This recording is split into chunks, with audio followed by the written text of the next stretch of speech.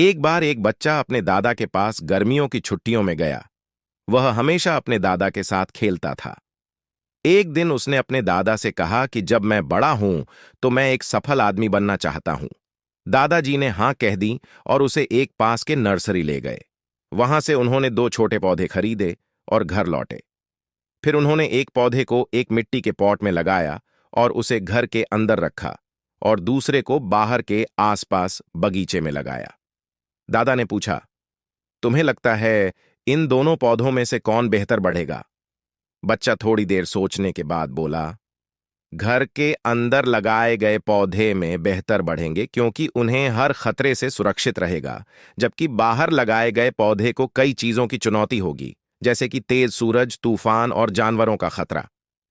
दादा मुस्कुराए और कहा, चलो देखते हैं भविष्य में क्या होता है। इसके बाद बच्चा अपने माता पिता के साथ वापस चला गया। 4 सालों बाद बच्चा फिर से अपने दादा के पास आया। जब बच्चा ने अपने दादा को देखा, उसने कहा, दादा, पिछली बार मैंने आपसे कुछ तरीके सीखने के लिए पूछा था, लेकिन तब आपने मुझे कुछ नहीं बताया, लेकिन इस बार आपको मुझे बताना होगा।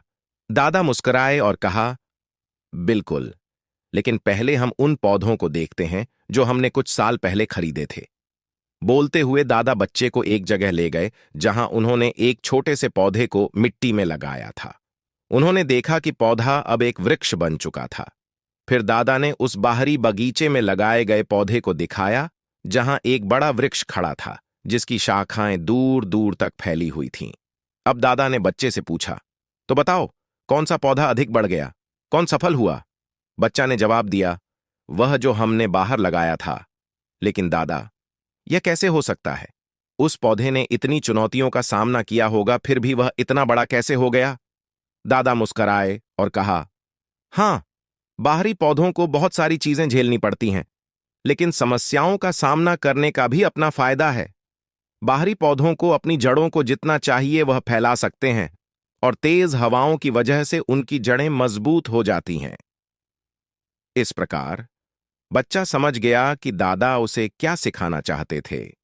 जीवन में आने वाली समस्याओं को अभिवृद्धि के माध्यम से देखना और उन्हें स्वीकार करना ही सफलता की कुंजी है।